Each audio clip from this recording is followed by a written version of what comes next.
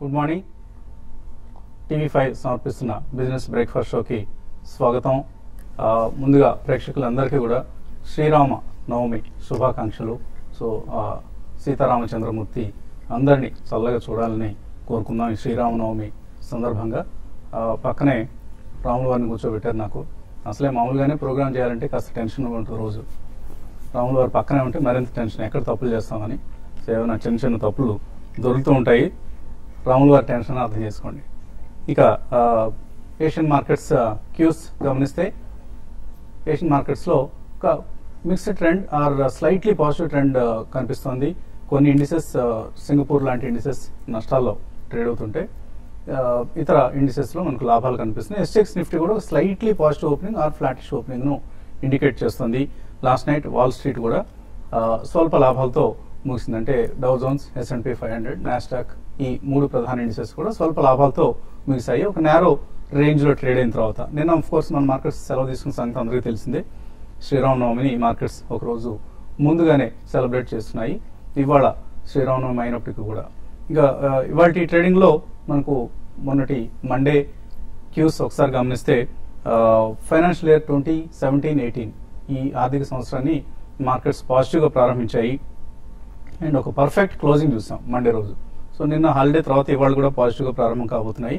Top form లో ఉన్నాయి. Overall గా మన మార్కెట్స్ చూస్తే స్టడీగా ఫారిన్ ఫ్లోస్ వస్తున్నాయి. అలాగే systematic investment plans, retail investors చెందిన SIP మనీ స్టడీగా వస్తుంది మార్కెట్స్ లోకి. సో ఈ నేపథ్యంలో మార్కెట్స్ టాప్ ఫామ్ లో ఉన్నాయి. లిక్విడిటీ డ్రివెన్ మార్కెట్స్ మనం చూస్తున్నాం. అండ్ గత కొన్నేళ్లుగా స్తబ్దంగా ఉన్న రిలయన్స్ ఇండస్ట్రీస్ లాంటి స్టాక్స్, అలాగే L&T లాంటి stocks, HDFC bank, HDFC twins, so ఈ స్టాక్స్ మన మార్కెట్స్ ర్యాలీని నిర్దేశిస్తూ ఉన్న సమయం ఇది. సో లాస్ట్ మండే కూడా చూసాం మనం. ఆల్మోస్ట్ ఒక 650 crores వర్త్ స్టాక్స్ ను రిలయన్స్ ఇండస్ట్రీస్ లో డెలివరీ బేస్డ్ బయింగ్ జరిగింది. అలాగే L&T లో ఒక 350 crores, ICICI బ్యాంక్ లో ఆల్మోస్ట్ ఒక 320 crores. ఇలా లార్జ్ క్యాప్స్ లో ఒక strong buying, delivery based buying అనేది మనం చూస్తున్నాం. సో అందువల్లనే L&T మండే రోజు 5% కంటే ఎక్కువ లాభపడింది. Reliance Industries another 4% winner. అలాగే మిడ్ అండ్ స్మాల్ క్యాప్స్ లో రియల్ ఎస్టేట్ రంగానికి చెందిన స్టాక్స్ లో స్ట్రాంగ్ బయింగ్ చూసాం. Nifty Realty in fact strongest index gainer, అంటే సెక్టరల్ గెయినర్ 1.9% పెరిగింది.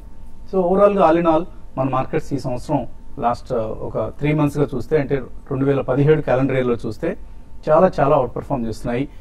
ఫర్ ఇన్స్టాన్స్ MSCI అంటే మోర్గాన్ స్టాన్లీ కంట్రీ ఇండెక్స్ అంటాం కదా, MSCI ఇండెక్స్ ఒకసారి చూస్తే ఎక్స్ జపాన్ ఇండెక్స్ 14% పెరిగింది ఏషియాలో. అలాగే MSCI ఎమర్జింగ్ మార్కెట్ ఇండెక్స్ ఇది 12% పెరిగింది. సెన్సెక్స్ మాత్రం డాలర్ టర్మ్స్ లో చూస్తే 17.4% పెరిగింది. సో ఎంత అవుట్ పర్ఫార్మెన్స్ మన మార్కెట్స్ కనపరుస్తున్నాయో చూడొచ్చు. అలాగే యుఎస్ ఇండిసెస్ కూడా లాస్ట్ 3 months లో డౌ జోన్స్ చూస్తే 4.7% పెరిగింది. Brazilian index 13%, Chinese index 13.7%. So ఇలా చూస్తే సెన్సెక్స్ చాలా చాలా అవుట్ పర్ఫార్మెన్స్ మనకు స్పష్టంగా కనిపిస్తోంది. సో February 17th నుంచి ఇన్ఫాక్ట్ FIS బిహేవియర్ లో చాలా సిగ్నిఫికెంట్ మార్పు వచ్చింది. ఎంతటి మార్పు అంటే అంతకుముందు 6 months లో వాళ్ళు ఎంత అయితే సెల్లింగ్ చేశారో ఆల్మోస్ట్ అక్టోబర్ నుంచి ఫిబ్రవరి మధ్యకాలంలో దానికి సమానమైన మొత్తాన్ని February 17th నుంచి మన మార్కెట్స్ లో మళ్ళీ బయింగ్ చేశారు వాళ్ళు. సో లాస్ట్ 1.5 months లో. సో ఎంత స్ట్రాంగ్ గా మనం FIS బయింగ్ చేయడం చూస్తున్నాం.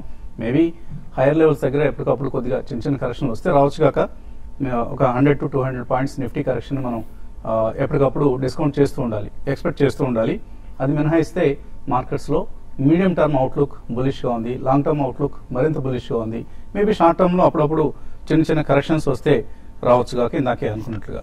సో ఓవరాల్ గా ఒక స్ట్రాంగ్ ట్రెండ్ మనం మార్కెట్స్ లో చూస్తున్నాం. దీనికి ఒకవైపు మ్యాక్రో ఎకానమీ రికవరీ మనం ప్రధాన కారణంగా చెప్పుకోవచ్చు. ఎందుకంటే మొన్న ట్యాక్స్ కలెక్షన్స్ నెంబర్స్ వచ్చాయి. March 31st తో ఇయర్ ఎండ్ అయిపోయింది కాబట్టి టోటల్ ట్యాక్స్ కలెక్షన్స్ మనం కనుక చూస్తే 18% అంతకు ముందు సంవత్సరంతో ఇయర్ ఆన్ ఇయర్ గ్రోత్ 18% ఎక్కువైంది ట్యాక్స్ రెవెన్యూస్. సో ప్రభుత్వం మనందరి దగ్గర నుంచి చాలా చక్కగా పన్నులు వసూలు చేసే ప్రక్రియలో ఉంది.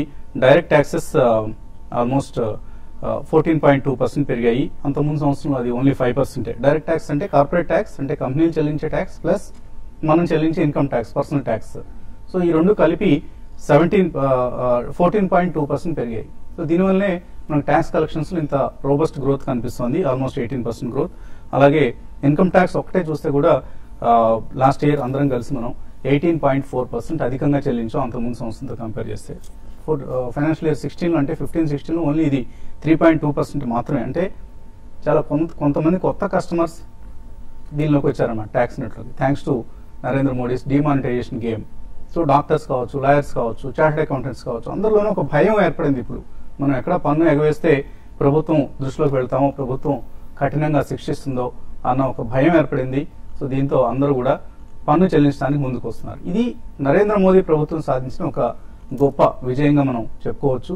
సో డిమానిటైజేషన్ అనేది అందరూ అడుగుతుంటారు, డిమానిటైజేషన్ వల్ల ఏం జరిగిందండి, ట్యాక్స్లు రాలేదు లేకపోతే ఇంకొకటి రాలేదని. కానీ ఇక్కడ కనిపిస్తున్నాయి మనకు నెంబర్స్. సో ఈ నెంబర్స్ని మనం నమ్మాలి. ఆ నెంబర్స్ని కనుక పరిగణలోకి తీసుకుంటే డిమానిటైజేషన్ అనేది చాలా చాలా గొప్ప విజయం సాధించిందని మనం చెప్పుకోవచ్చు. సో ఒక రోబస్ట్ మ్యాక్రో పిక్చర్ మనకు కనిపిస్తోంది అండ్ లిక్విడిటీ మార్కెట్స్లోకి ప్రవహిస్తోంది, బోత్ ఎఫ్ఐఎస్ నుంచి రిటైల్ ఇన్వెస్టర్స్ నుంచి.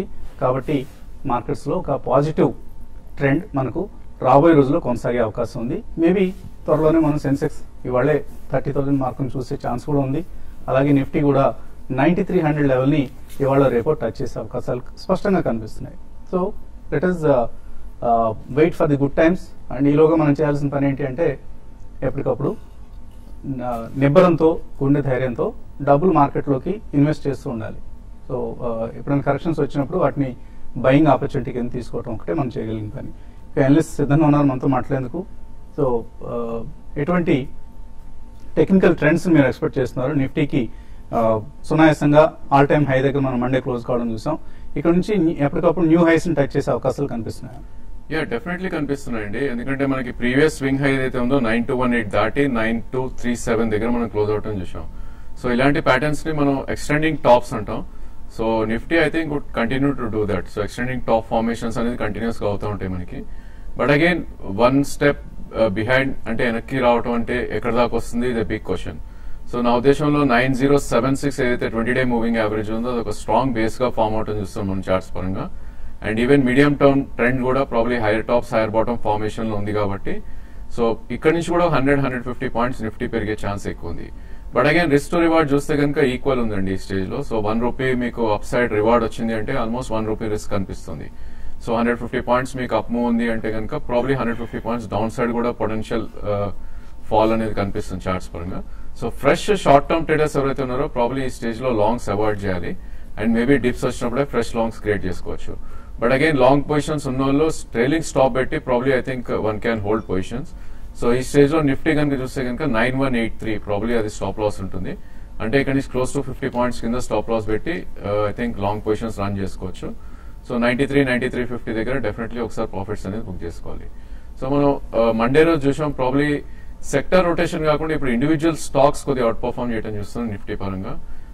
ప్రాబ్లీ మేజర్ మూవ్ మనకి లాస్ట్ కపుల్ ఆఫ్ డేస్ లో 50-70 పాయింట్స్ వచ్చింది only because of Reliance and LNT అని చెప్పొచ్చు. సో ఏవైతే అవుట్ పర్ఫార్మింగ్ స్టాక్స్ ఉన్నాయో మెటల్స్ కానీ ఆయిల్ మార్కెటింగ్ ఇవన్నీ కొద్ది బ్యాక్ సీట్ తీసుకున్నప్పటికీ 2 or 3 స్టాక్స్ మనం నిఫ్టీని లీడ్ చేయడం చూస్తున్నాం. సో ఈ నేపథ్యంలో ప్రాబ్లీ కొంచెం సెక్టర్ రొటేషన్ తగ్గింది కాబట్టి ఐ థింక్ కొంత సెల్లింగ్ వచ్చినా కూడా 100-150 పాయింట్స్ నిఫ్టీ పడుతుంది కాబట్టి కొద్దిగా కాషియస్ ఉండాలి short term players. Again medium to long term I think one should start buying ఈ స్టేజ్ లోనే. మేబీ 90-70 నుంచి 89-80 ప్రాబ్లీ ఆ రేంజ్ లో మనకి బై జోన్ గా పరిగణిస్తాం. అదేవిధంగా బ్యాంక్ నిఫ్టీ చూస్తే కనుక previous swing high I think అక్కడ హాల్ట్ అయినట్టు కనిపిస్తుంది 21,696. సో ఆల్మోస్ట్ 100-120 పాయింట్స్ కింద క్లోజ్ అవుట్ అని చూసాం మండే రోజు మనం. సో ప్రాబ్లీ నెక్స్ట్ బ్రేక్అవుట్ అనేది 21,700 దాటితే 22 నుంచి 22,200 దాకా అప్ సైడ్ వెళ్ళే ఛాన్స్ ఉంది. ఈవెన్ బ్యాంక్ నిఫ్టీ కూడా 21,065 అంటే క్లోజ్ టు 500 పాయింట్స్ కింద 200-day మూవింగ్ యావరేజ్ ఉంది కాబట్టి అదే మనకు సపోర్ట్ పాయింట్ గా తీసుకుంటాం ఈ స్టేజ్ లో. ఎందుకంటే ఆల్మోస్ట్ మనకి లాస్ట్ 3 to 4 months లో చూస్తే కనుక 17,800 నుంచి 21,300 దాకా పెరగటం చేసాం. సో కరెక్షన్స్ అనేది అట్లీస్ట్ 30% రిట్రేస్మెంట్ ఆర్ 20% రిట్రేస్మెంట్ అనుకున్నా కూడా 500-700 పాయింట్స్ ఈజీగా పడే ఛాన్స్ ఉంటుంది కాబట్టి ఫ్రెష్ లాంగ్స్ దీనిలో కూడా అవాయిడ్ చేయండి. మేబీ 200-300 పాయింట్స్ పడితే కనుక 1 or 2 ప్రైస్ పాయింట్స్ లో up to 21,000 fresh longs create చేసుకోవచ్చు. సో ట్రేడర్స్ కి ఎటువంటి సలహా ఇస్తున్నారు ఇవాళ? మార్కెట్స్ పరంగా ఈ రోజు మళ్ళీ ఒక కొంచెం ఫ్లాట్ గా కొంచెం అప్ సైడ్ రావడానికి అప్ సైడ్ ఓపెనింగ్ ఉంటుంది. అయితే అక్కడ నుంచి మార్కెట్స్ లో కొంత ఈవెన్ హైయర్ లెవెల్స్ లో కొంత ప్రాఫిట్ బుకింగ్ కూడా 9280 ఆ లెవెల్స్ కి వచ్చినప్పుడు కొంత ప్రాఫిట్ బుకింగ్ ఒక డిప్ కూడా రావచ్చు. ఏదైనా కూడా మార్కెట్స్ అనేది చాలా స్ట్రాంగ్ ఉన్నాయి కాబట్టి మనం చెప్తూనే ఉన్నాము ఇది బై అండ్ హోల్డ్ మార్కెట్. ఇంట్రాడేలో మనకి ఆపర్చునిటీస్ పెద్దగా రావు, వచ్చినా కూడా మనం డిసీవ్ అయిపోయే అవకాశాలు ఉంటాయి ఎందుకంటే గ్యాప్ అప్ అక్కడ నుంచి బై చేయలేము. సో ఇవన్నీ కూడా మనం దృష్టిలో పెట్టుకొని షార్ట్ టర్మ్ కి పొజిషన్స్ ఎవ్రీ డిప్ లో కూడా అది ఇంట్రాడే డిప్ కావచ్చు, తర్వాత 1 or 2 days డిప్ కావచ్చు. ఈ మధ్య కాలంలో చూస్తే మనకి డిప్స్ కూడా రావట్లేదు కాబట్టి క్వాలిటీ స్టాక్స్ లో మొమెంటమ్ స్టాక్స్ లో స్వింగ్ ట్రేడ్ కోసం ట్రై చేయమని చెప్తాను.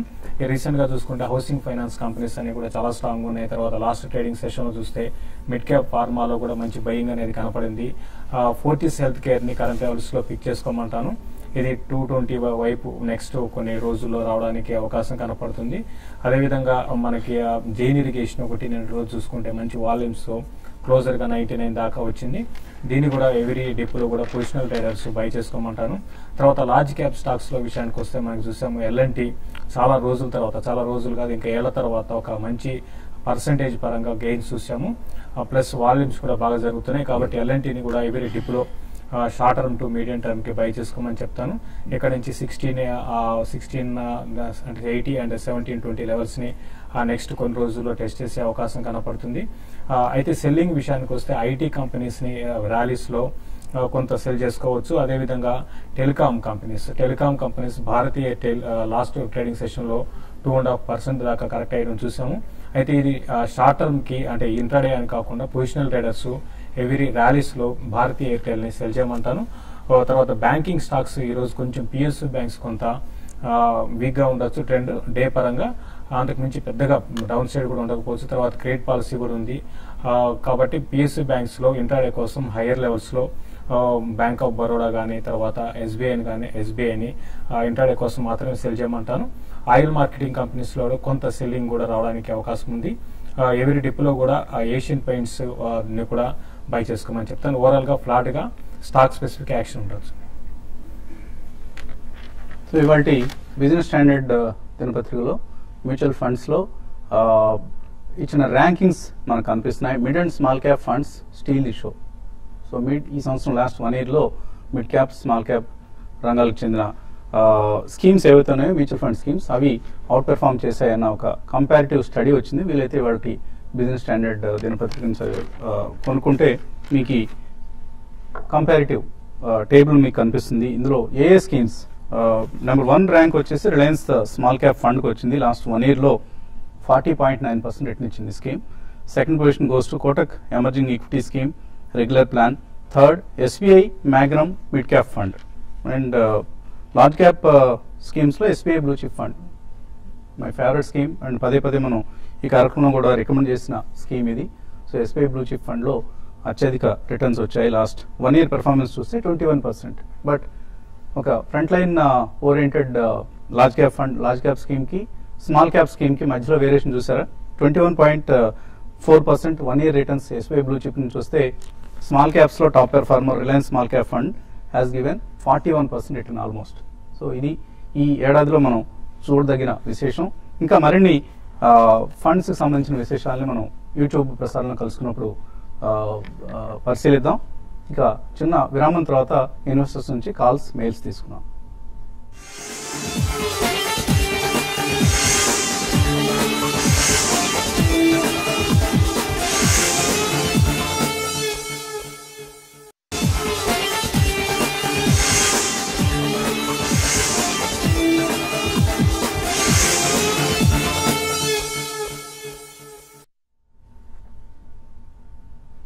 యూజన్ హెయిర్ ఆయిల్ సమర్పిస్తున్న బిజినెస్ బ్రేక్ఫాస్ట్ షోకి తిరిగి స్వాగతం. కాలర్స్ లైన్ లో ఉన్నారు. మొదటి కాలర్ హైదరాబాద్ నుంచి కృష్ణమూర్తి. హలో హలో కృష్ణమూర్తి గారు అడగండి. గుడ్ మార్నింగ్ అండి. మార్నింగ్ సార్, ఈ మనీ కంట్రోల్ లో ఒక పిక్చర్ అనాలిసిస్ కూడా చేశారండి నిన్న మొన్న. గూగుల్లో మల్టీ బ్యాక్గ్రౌండ్ సెర్చ్ కి వాళ్ళు ఒక రేటింగ్ ఇచ్చారు. ఆ రేటింగ్ ఎప్పుడైతే 100 కి రీచ్ అవుతుందో మార్కెట్ డీప్ గా కరెక్షన్ అవుతుంది. సో మన 26 మార్చి 100 కి రీచ్ అయింది. సో మార్కెట్ కరెక్ట్ అయ్యే అవకాశం ఉంది. లాస్ట్ 5 years అనాలిసిస్ ఇచ్చారు. అందులో 2 years మిగతా సంవత్సరాలన్నింటిలోనూ డీప్ గా కరెక్ట్ అయింది. ఎంతవరకు దీని మీద నేను చెప్పగలను కామెంట్? అంటే మీకు కరెక్షన్ రావాలనుందా వద్దనుందా? కరెక్షన్ వస్తే కొనుక్కుందాం కొనుక్కోవచ్చు అండి. అది ఏమండి కరెక్ట్ అయితే కొనుక్కోవచ్చు, అయితే కొనుక్కోవచ్చు అని ఎప్పటి నుంచో మీలాంటి ఆశావాహులందరూ ఎదురు చూస్తున్నారు. కానీ అదేమో రావడం లేదు, ఊరిస్తుంది తప్ప. కాబట్టి అవకాశాన్ని మిస్ అవుతున్నారు, మిస్సింగ్ ది బస్ అనమాట. సో కరెక్షన్ కోసం వెయిట్ చేయడం అనేది ఫూలిష్నెస్ అండి. వస్తే మంచిదే, కరెక్షన్ వచ్చినప్పుడు ఇంకా ఎక్కువ మొత్తం డబ్బులు ఇన్వెస్ట్ చేద్దాం. బట్ దానికోసం ఎదురు చూస్తూ మన దగ్గర ఉన్న డబ్బులు అలాగే సూట్ కేసులోనో బీరువాలోనో పెట్టేసి కూర్చుంటే ఆపర్చునిటీస్ అన్ని మిస్ అవుతూ ఉంటాం. సో కొద్ది మొత్తాన్ని ఇన్వెస్ట్ చేస్తుండండి. మనం ఎప్పుడూ చెప్పేదే, తరచుగా చెప్పేదే, don't wait for deep corrections. ఎందుకంటే అటువంటి పరిస్థితి లేదు ఇప్పుడు ఇక్కడ. ఇందాక అనుకున్నాం మనం ఓపెనింగ్ లోనే, మేబీ వస్తే ఒక 100-200 పాయింట్ల కరెక్షన్ వస్తే రావచ్చు కాక నిఫ్టీలో. బట్ అంతకుముందు లెవెల్స్ లో ఉన్న స్టాక్స్ ఇంకా మరింత ముందుకు వెళ్లే అవకాశం ఉంటుంది. మనం ప్రధానంగా ఇప్పుడు కనిపిస్తున్న థీమ్ వచ్చేసి మార్కెట్స్ లో small and mid caps gains, వాటికి ఈ ఇండెక్స్ కరెక్షన్స్ తో సంబంధం లేదు.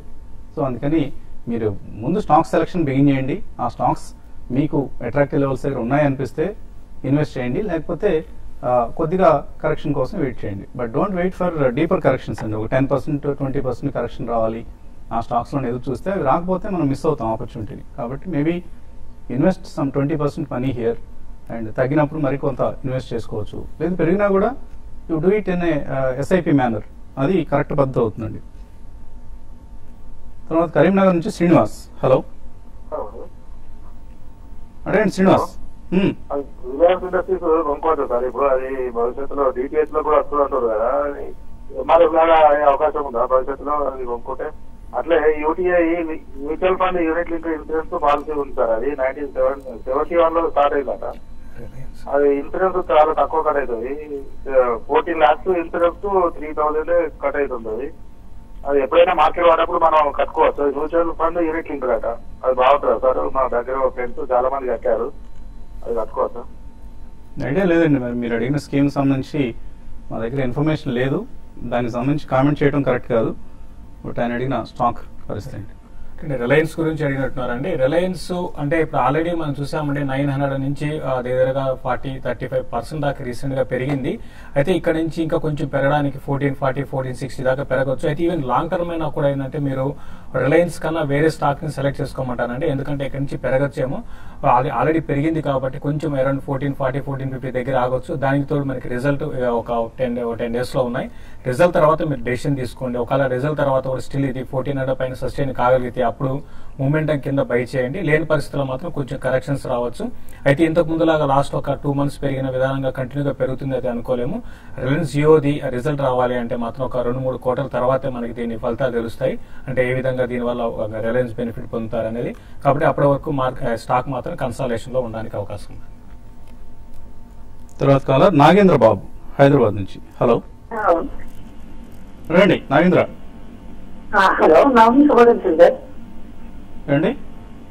నవమి శుభాకాంక్షలు సార్. మీకు కూడా నవమి శుభాకాంక్షలు, Srirama Navami. Okay okay sir. Sir నేను డాక్టర్ డాట్సన్ అనే లెబొరేటరీ నుంచి 10,000 తీసుకున్నాను సార్. ఏ కంపెనీ అండి? Doctor Datsun.